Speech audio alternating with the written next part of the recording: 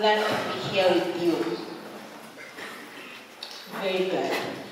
So, she has introduced me now. Do I need to say anything more? Okay. So, I was asked to teach on the topic shipman and the subject, the Christian shepherd.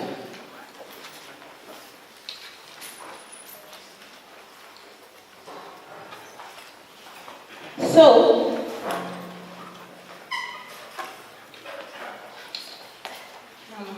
to begin this teaching, we must all come to the realization that we have two kingdoms at work in this world: the kingdom of light and the kingdom of darkness.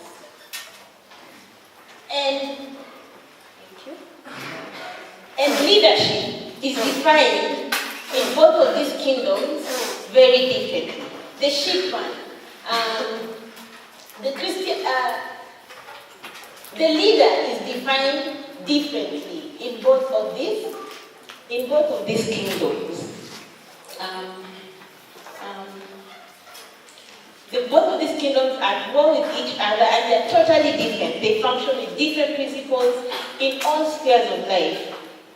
The kingdom of darkness views family, eternity, politics, work and vocation, success, education differently, as well as leadership. The world will applaud a leader who exercises his authority for furthering his or her self-interest, personal ambition, fame, personal honor, and name for themselves, etc. But the Bible defines a leader differently. Biblical leadership is defined very differently from the way the world will define leadership. Okay? Yes. The world will applaud charisma. If you're able to go with the crowd, the world will applaud you and it will name you a leader, a good leader. The world will applaud self-confidence. Even hypocrisy. If a leader stands up and tells you good things that you would want to hear, the world will applaud. The world will applaud you.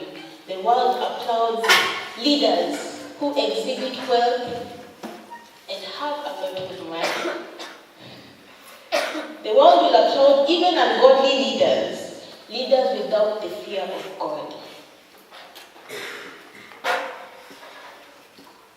But God applauds a leader who fears Him, who pursues Him.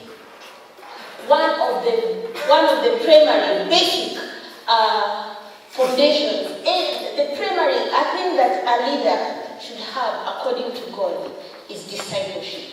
God considers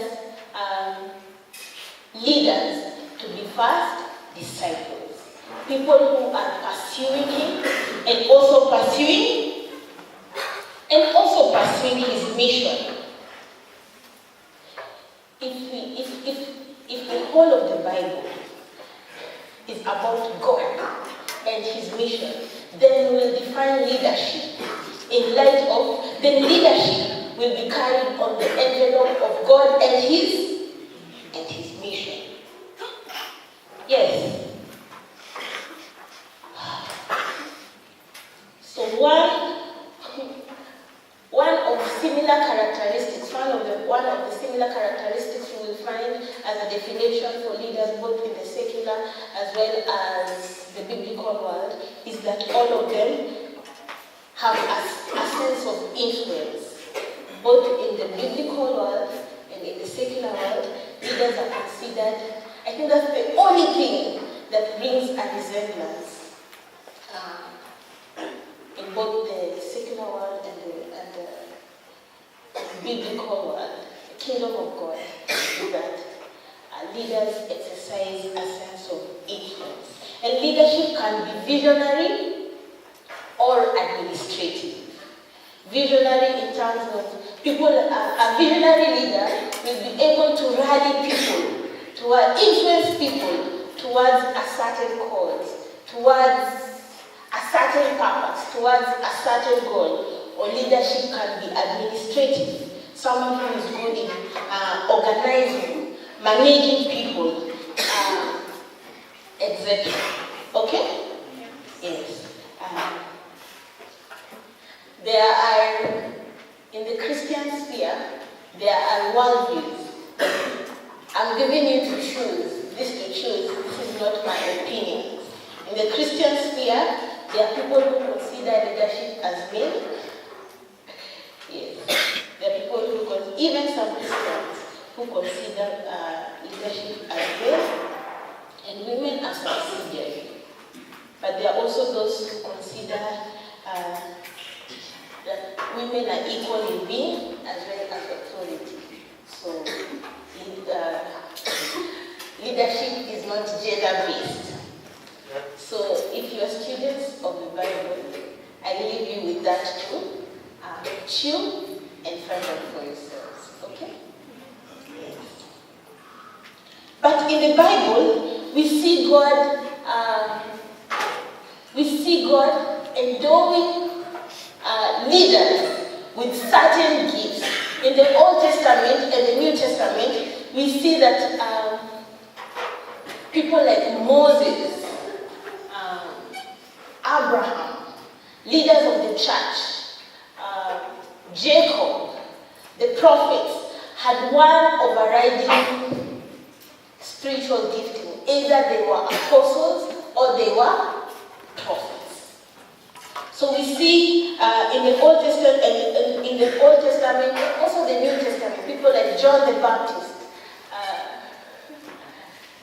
Paul, leaders of the church, Peter, James, John. We see that people who provided basic leadership of the church had apostleship and prophecy. They ministered in the giftings of prophecy or apostleship. And we also see political leaders like David in the Bible. So God does not only deal with leaders in the church. He raises even political. He also raises political leaders. Yes, men who feared him. And he also raised the basic unit of community in the world, the family. Who is the leader? The father. And so leadership is biblical. And it is ordained by God. We see that in the Old Testament and the New Testament. God raising apostles. We see him raising prophets to either to provide primary, basic leadership to the church. He also raises men to lead their homes, and we see him raising political leaders as well. So leadership is biblical, provides order in the community of God. So the sheepman. To God, a leader is a disciple first, pursuing him and his mission. If the Bible is all about God and his mission, then biblical leadership must also be understood on the envelope of God and his mission. If the whole of the Bible is about God and his mission, then we have to define leadership. It should be carried on that envelope. Okay? Yes. So let's look at the Bible. Let's look at the life of Jesus and see how he exemplifies godly leadership in his time. And we are going to begin by reading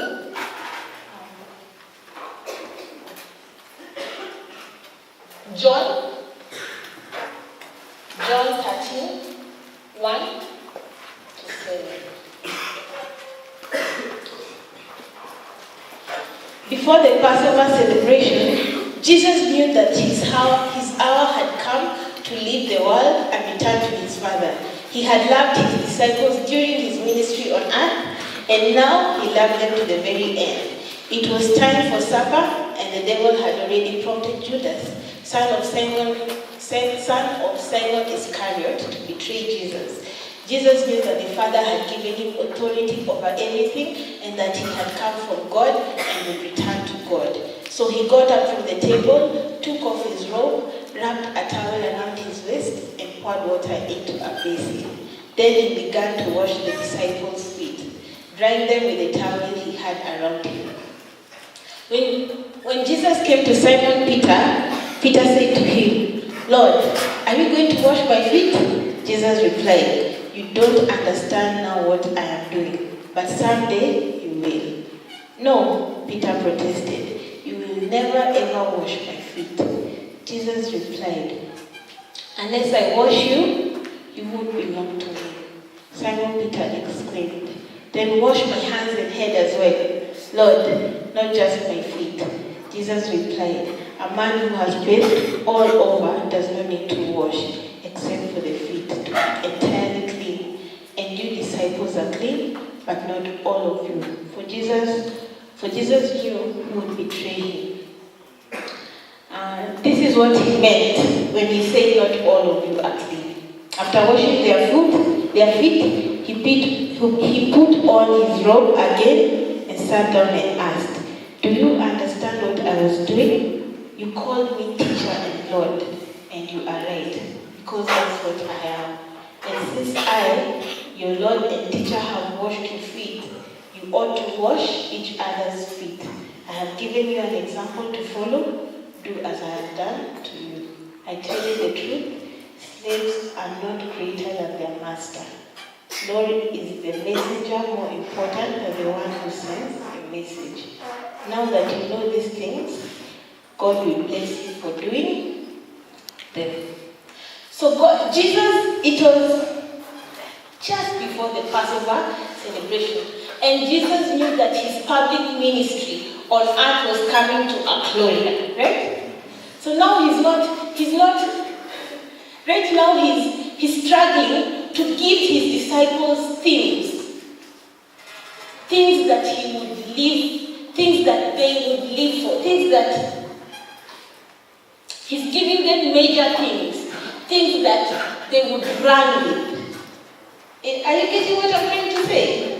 Yes. I tell you the truth, slaves are not greater than their master, nor is the messenger more than the one who sends the message. Not that, now that you know these things, God will bless you for doing them. He's telling them, "I am your master. You called me teacher. And now I tell you, you are not greater than, a servant is not greater than their master. And if the master served, then the servant will also serve. And these are the leaders, these are the spiritual leaders that Jesus left to fill the whole world with the knowledge of his glory, right? Yes. So Jesus here gives them a principle to run with concerning leadership. A leader is a servant. A leader is a slave. For even the Son of Man came not to be served, but to serve and to give his life a ransom for me. But to give his life a ransom for me. Luke 22, verse 25 says, "In this world, the kings and great men lord it over their people, yet they are called friends of the people. But among you, it will be different. Those who are the greatest among you should take the lowest rank, and the leader should be like a servant." Who is more important? The one who sits at the table or the one who serves? The one who sits at the table, of course. But not here. Not in my kingdom. In my kingdom, you will be as one who serves. Yes.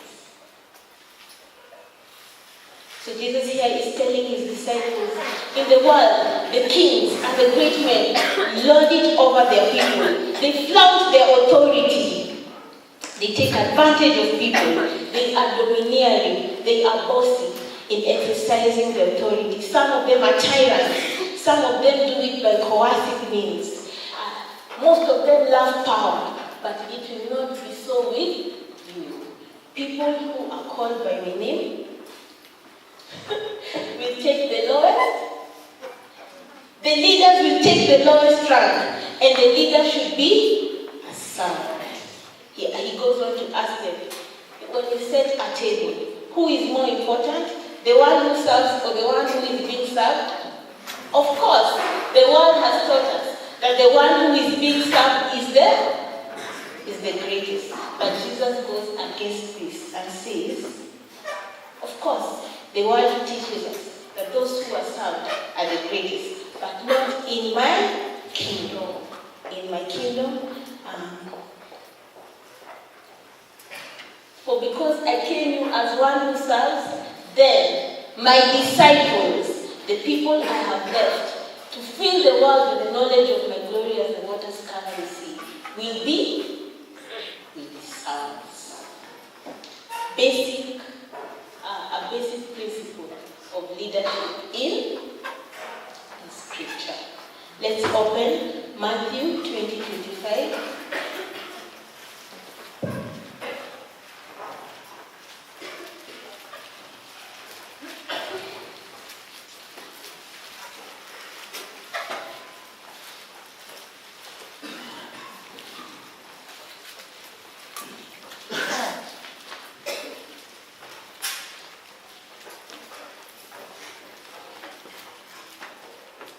So, this is another interesting story. It is also recorded in Mark 10. So, the mother of James and John, the sons of Zebedee, came to Jesus with her sons. She knelt respectfully to ask a favor. What is your request? He asked. She replied, in your kingdom, please let me 2 sons sit in the place of honor next to you, one on your right and the other on your left. But Jesus answered by saying to them, you don't know what you are asking. Are you able to drink from the bitter cup of suffering I am about to drink? Oh yes, they replied, we are able. Jesus told them, you will indeed drink from a bitter cup, but I have no right to say who will sit on my right or on my left. My Father has prepared those places for the ones he has chosen. When the 10 other disciples heard what James and John had asked, they were indignant. But Jesus called them together and said, you know that the rulers in this world lord it over their people, and officials flaunt their authority over those under them.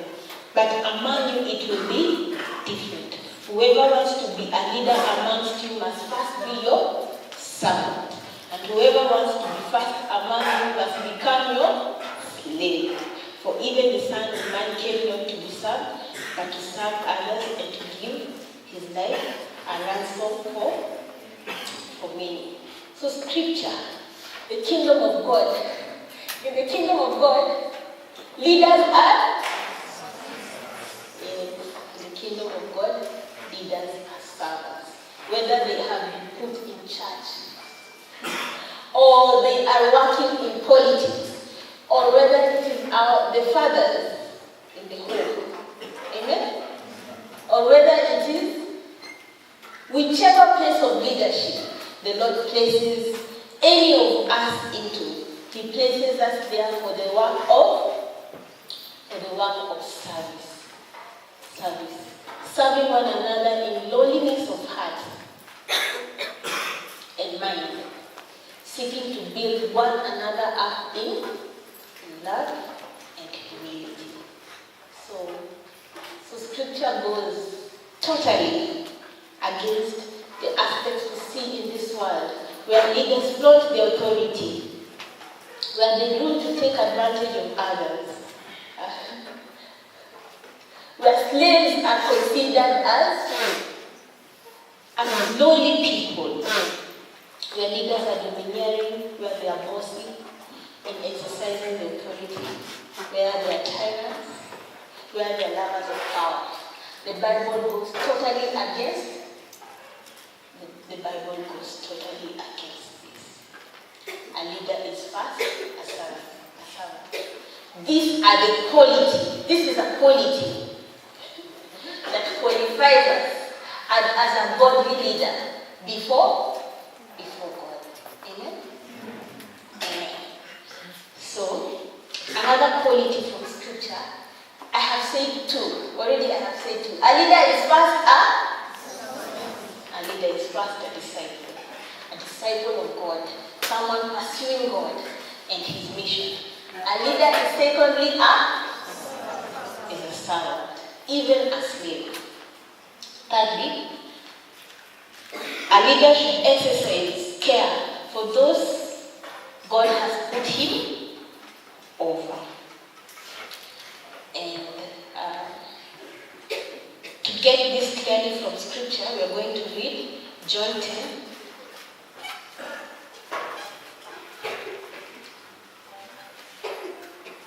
John 10.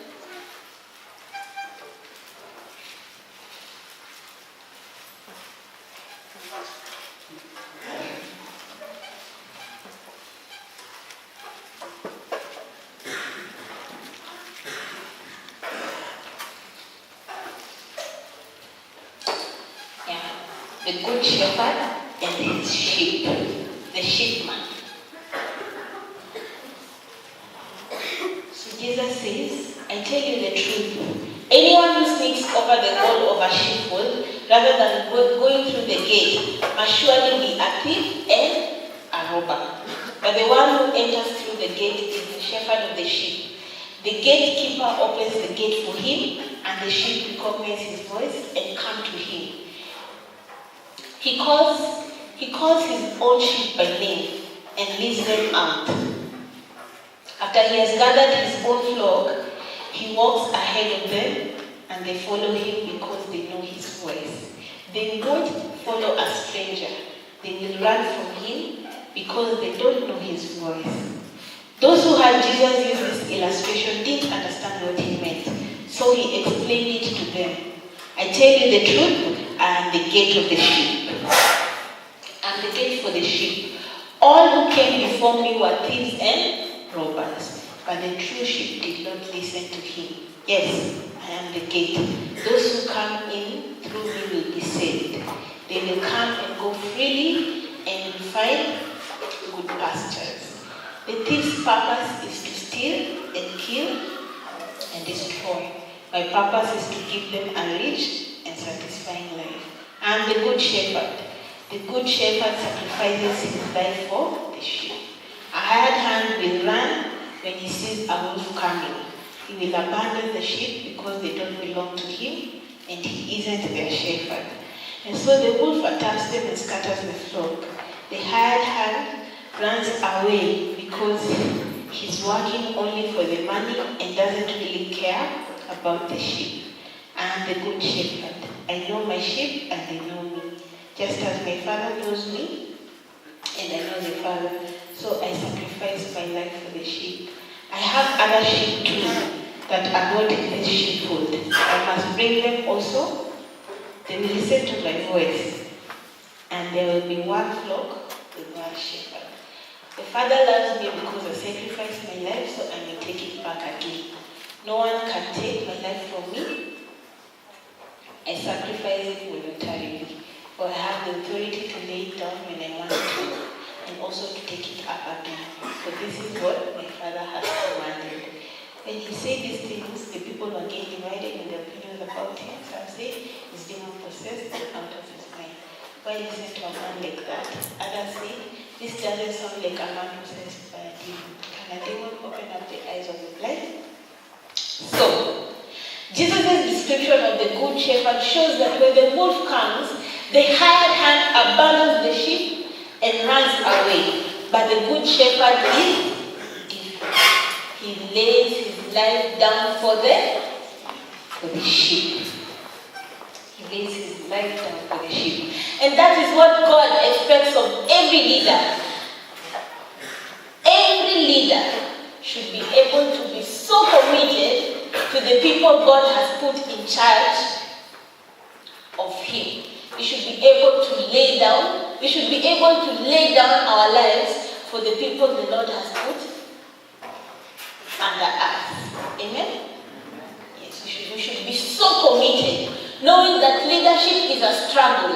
It has frustrations. It has painful times.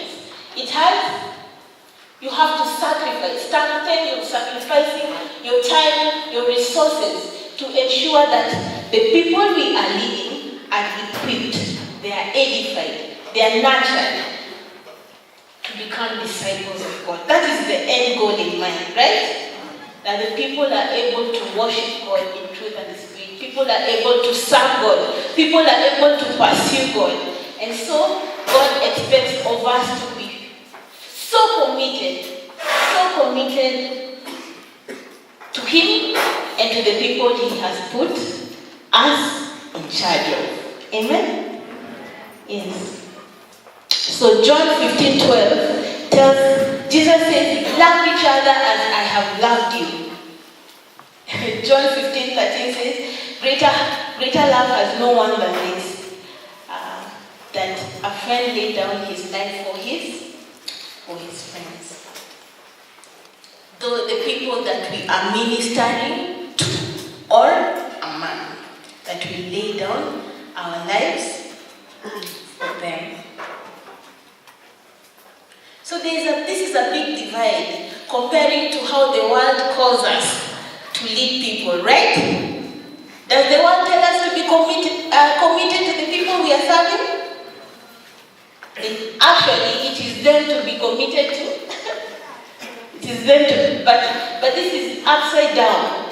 God tells the leader to be committed, even to the point of death, to the people they are ministering to. To the people we are ministering to. So the case of leadership in the kingdom of God is not like a manager in a shoe company. He will do everything to ensure that the shoes are, if they're not producing the right numbers and the right quality, he will harass his workers, right? Until the they say numbers speak, right? Not words. Let the numbers do the talking. But it is not so in the kingdom of God. We care for the heart of the people we are ministering to. We care for their mind. We care that we are working together, right? We are working together and not so much as being over. We care that they are being built up, that they are being edified until they become like, we will stop being leaders until we see the Lord, right? Until the Lord comes for us and he makes all of us like him. So God calls us to a high level of commitment to the people he gives us to lead over. Yeah. Regardless of the frustrations, the difficulties, discomfort, pain in making disciples, God is calling leaders. God calls leaders to be people who stay on, right? Yeah, not people who give up when difficult situations come. Or people who run away from rebellious people. People who stay on in leadership, regardless of the situation, whether positive or negative. And they stay on in hope, in positive anticipation. Because God is working in all of us. God is working in all of us until he sees fruit. Amen? Yes. So what should be our attitude towards leaders? What should be the attitude of those being led towards leaders?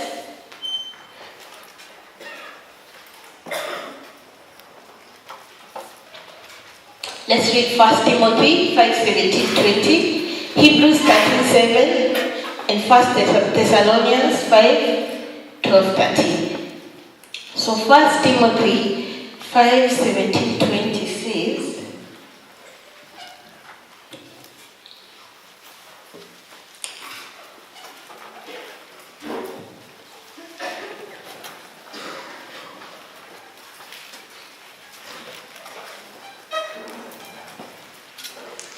okay, elders who do their work well should be respected and paid well, especially those who work hard at both preaching and teaching.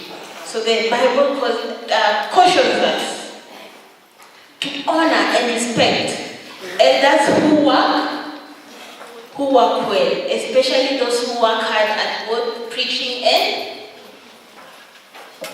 so we ought to honor. We ought to honor the people who lead us. Hebrews 13:7.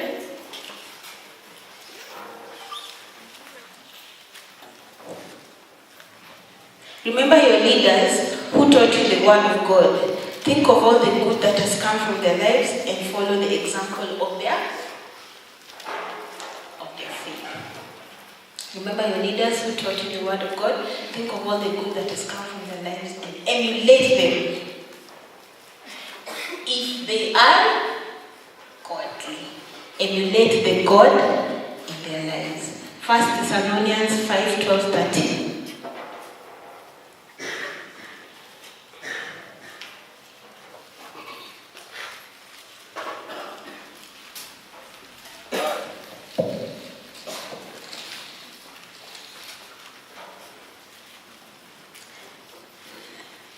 Dear brothers and sisters, honor those who are your leaders in the Lord's work. They work hard among you and give you spiritual guidance. Show them great respect and wholehearted love because of their work, and live peacefully with each other. So on and on and on, the Bible cautions us to respect, honor, and emulate the God in our leaders. Emulate God in our leaders. Pitfalls of leadership.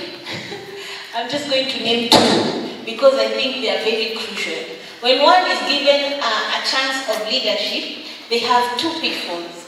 One is to become bossy, to think that they have gained a higher status than others.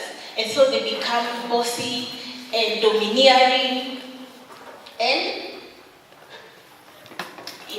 wanting power, wanting to exercise a lot of power, a love for power, and so on. And we should really guard ourselves against that.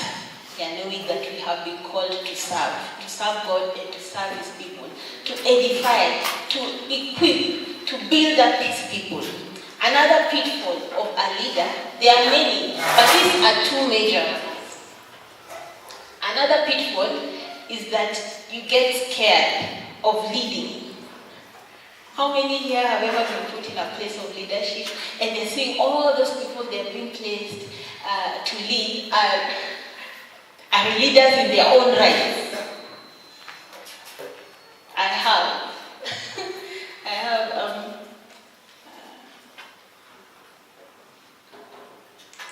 Currently, where I work, I lead men who are leaders in their own right. Men are very confident people. They are every man here knows that they are leaders, right? You see? So I lead men, and in the beginning, it was a very scary place for me to be because men are leaders and they have audacity. All of them think they are leaders, even when they don't have that gifting.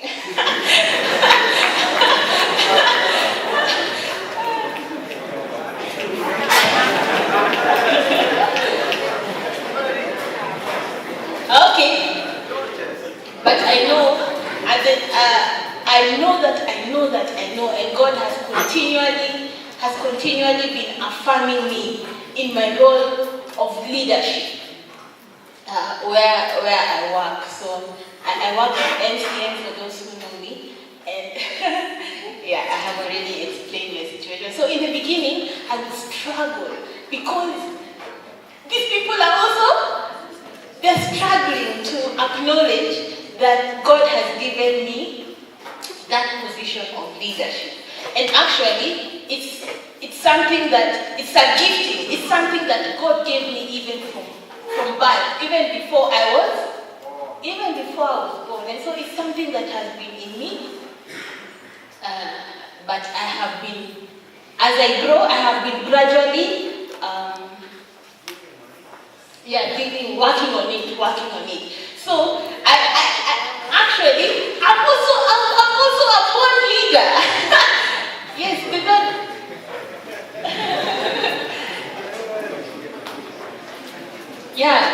the Lord has endowed me with giftings that express leadership even from birth, and so it has been a struggle. So another pitfall for people in leadership is that they will sit back and let others lead. And I would like to caution you, if God has given you to lead, know that it is from God.